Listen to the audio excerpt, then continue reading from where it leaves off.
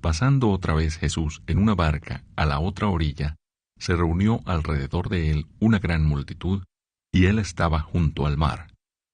Y vino uno de los principales de la sinagoga, llamado Jairo, y luego que le vio, se postró a sus pies, y le rogaba mucho, diciendo: Mi hija está agonizando. Ven y pon las manos sobre ella, para que sea salva, y vivirá. Fue pues con él, y le seguía una gran multitud, y le apretaban. Pero una mujer que desde hacía 12 años padecía de flujo de sangre, y había sufrido mucho de muchos médicos y gastado todo lo que tenía, y nada había aprovechado, antes le iba peor, cuando oyó hablar de Jesús, vino por detrás entre la multitud y tocó su manto, porque decía: Si tocare tan solamente su manto, seré salva. Y enseguida la fuente de su sangre se secó, y sintió en el cuerpo que estaba sana de aquel azote. Luego Jesús, conociendo en sí mismo el poder que había salido de él, volviéndose a la multitud, dijo: ¿Quién ha tocado mis vestidos? Sus discípulos le dijeron: ¿Ves que la multitud te aprieta y dices: ¿Quién me ha tocado? Pero él miraba alrededor para ver quién había hecho esto. Entonces la mujer, temiendo y temblando, sabiendo lo que en ella había sido hecho, vino y se postró delante de él y le dijo toda la verdad. Y él le dijo: Hija, tu fe te ha hecho salva. Ve en paz y queda sana de tu azote. Mientras él aún hablaba, vinieron de casa del principal de la sinagoga, diciendo: Tu hija ha muerto. ¿Para qué molestas más al maestro? Pero Jesús, luego que oyó lo que se decía, dijo al principal de la sinagoga: No temas, cree solamente. Y no permitió que le siguiese nadie, sino Pedro, Jacobo y Juan, hermano de Jacobo. Y vino a casa del principal de la sinagoga, y vio el alboroto, y a los que lloraban y lamentaban mucho. Y entrando les dijo: ¿Por qué alborotáis y lloráis? La niña no está muerta, sino duerme. Y se burlaban de él.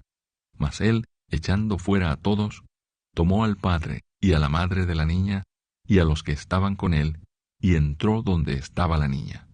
Y tomando la mano de la niña, le dijo: Talita cumi, que traducido es: Niña, a ti te digo, levántate. Y luego la niña se levantó y andaba, pues tenía 12 años, y se espantaron grandemente. Pero él les mandó mucho que nadie lo supiese, y dijo que se le diese de comer. Capítulo 14. Joab procura el regreso de Absalón. Conociendo Joab, hijo de Sarvia, que el corazón del rey se inclinaba por Absalón, envió Joab a Tecoa, y tomó de allá una mujer astuta, y le dijo: Yo te ruego que finjas estar de duelo, y te vistas ropas de luto, y no te unjas con óleo, sino preséntate como una mujer que desde mucho tiempo está de duelo por algún muerto. Y entrarás al rey, y le hablarás de esta manera.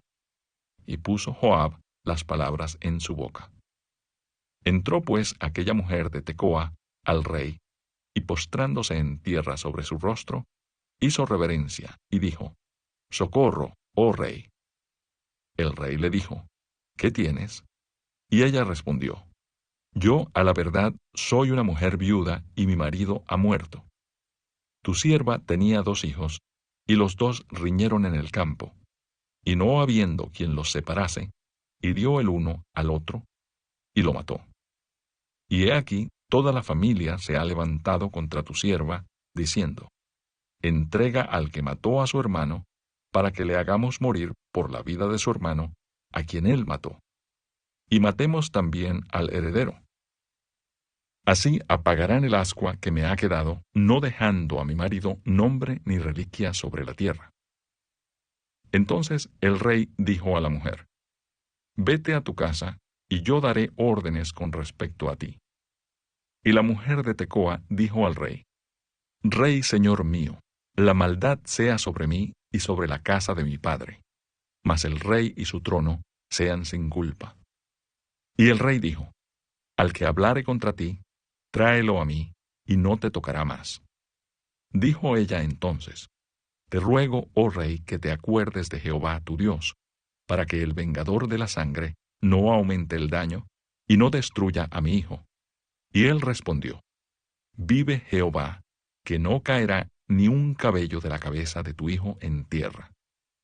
Y la mujer dijo, te ruego que permitas que tu sierva hable una palabra a mi señor el rey.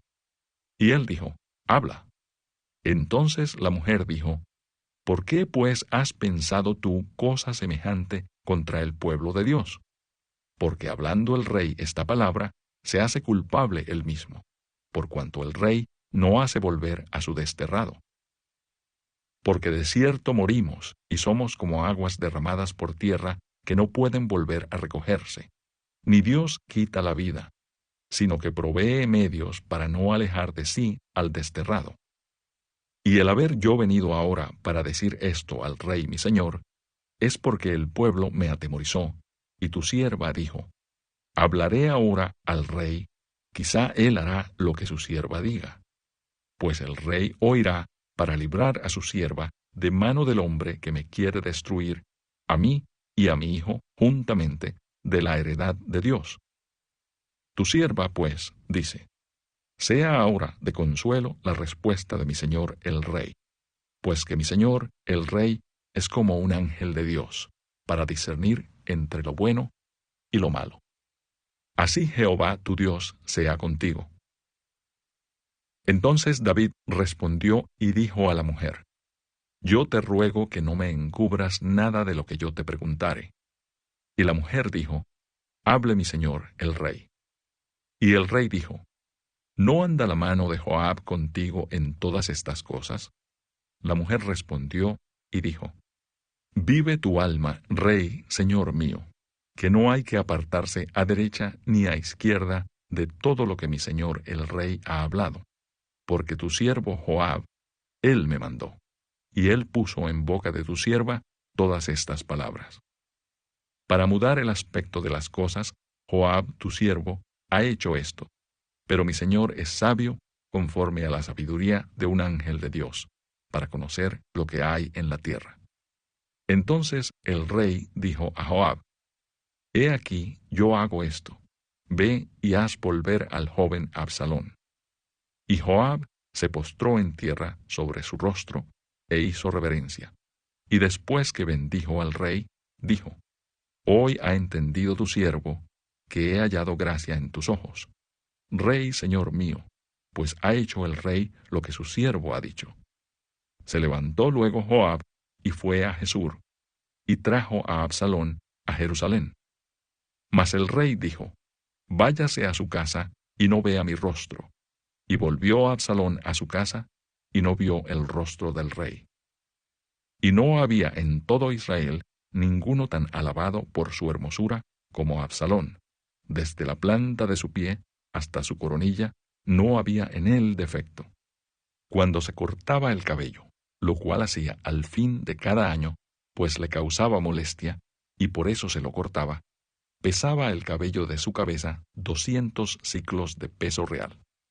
Y le nacieron a Absalón 3 hijos y una hija que se llamó Tamar, la cual era mujer de hermoso semblante.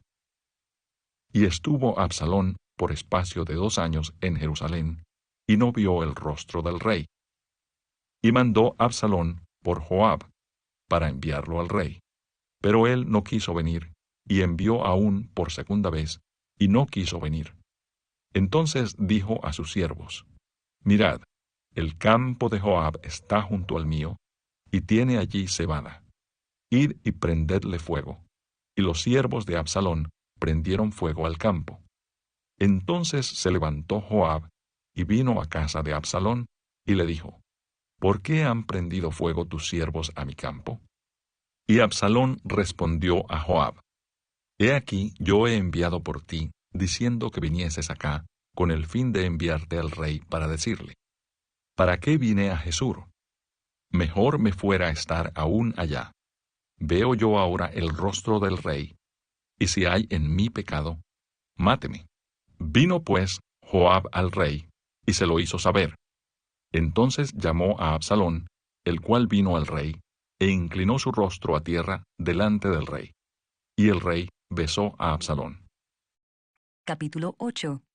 Visión del carnero y del macho cabrío. En el año tercero del reinado del rey Belsasar, me apareció una visión a mí, Daniel, después de aquella que me había aparecido antes. Vi en visión, y cuando la vi, yo estaba en Susa, que es la capital del reino, en la provincia de Elam. Vi pues en visión, estando junto al río Ulai. Alcé los ojos y miré, y he aquí un carnero que estaba delante del río, y tenía 2 cuernos. Y aunque los cuernos eran altos, uno era más alto que el otro, y el más alto creció después. Vi que el carnero hería con los cuernos al poniente, al norte y al sur, y que ninguna bestia podía parar delante de él, ni había quien escapase de su poder. Y hacía conforme a su voluntad, y se engrandecía. Mientras yo consideraba esto, he aquí un macho cabrío venía del lado del poniente, sobre la faz de toda la tierra, sin tocar tierra. Y aquel macho cabrío tenía un cuerno notable entre sus ojos. Y vino hasta el carnero de 2 cuernos que yo había visto en la ribera del río, y corrió contra él con la furia de su fuerza. Y lo vi que llegó junto al carnero, y se levantó contra él, y lo hirió, y le quebró sus 2 cuernos, y el carnero no tenía fuerzas para pararse delante de él. Lo derribó por tanto en tierra, y lo pisoteó, y no hubo quien librase al carnero de su poder. Y el macho cabrío se engrandeció sobremanera. Pero estando en su mayor fuerza, aquel gran cuerno fue quebrado, y en su lugar salieron otros 4 cuernos notables hacia los 4 vientos del cielo. Y de uno de ellos salió un cuerno pequeño, que creció mucho al sur, y al oriente, y hacia la tierra gloriosa. Y se engrandeció hasta el ejército del cielo. Y parte del ejército y de las estrellas echó por tierra, y las pisoteó. Aún se engrandeció contra el príncipe de los ejércitos, y por él fue quitado el continuo sacrificio, y el lugar de su santuario fue echado por tierra. Y a causa de la prevaricación le fue entregado el ejército junto con el continuo sacrificio, y echó por tierra la verdad, e hizo cuanto quiso, y prosperó. Entonces oía un santo que hablaba, y otro de los santos preguntó a aquel que hablaba: ¿Hasta cuándo durará la visión del continuo sacrificio y la prevaricación asoladora, entregando el santuario y el ejército para ser pisoteados? Y él dijo: hasta 2300 tardes y mañanas. Luego el santuario será purificado.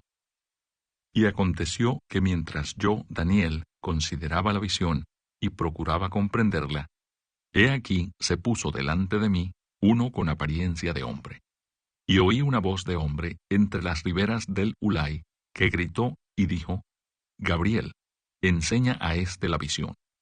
Vino luego cerca de donde yo estaba, y con su venida me asombré y me postré sobre mi rostro. Pero él me dijo: entiende, hijo de hombre, porque la visión es para el tiempo del fin. Mientras él hablaba conmigo, caí dormido en tierra sobre mi rostro, y él me tocó y me hizo estar en pie. Y dijo: he aquí, yo te enseñaré lo que ha de venir al fin de la ira, porque eso es para el tiempo del fin. En cuanto al carnero que viste, que tenía 2 cuernos, estos son los reyes de Media y de Persia. El macho cabrío es el rey de Grecia, y el cuerno grande que tenía entre sus ojos es el rey primero. Y en cuanto al cuerno que fue quebrado, y sucedieron 4 en su lugar, significa que 4 reinos se levantarán de esa nación, aunque no con la fuerza de él.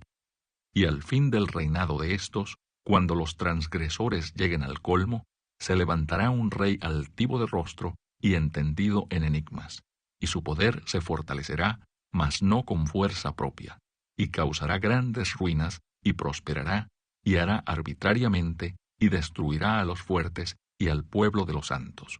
Con su sagacidad hará prosperar el engaño en su mano, y en su corazón se engrandecerá, y sin aviso destruirá a muchos. Y se levantará contra el príncipe de los príncipes, pero será quebrantado, aunque no por mano humana. La visión de las tardes y mañanas que se ha referido es verdadera, y tú guarda la visión, porque es para muchos días. Y yo, Daniel, quedé quebrantado, y estuve enfermo algunos días, y cuando convalecí, atendí los negocios del rey. pero estaba espantado a causa de la visión y no la entendía.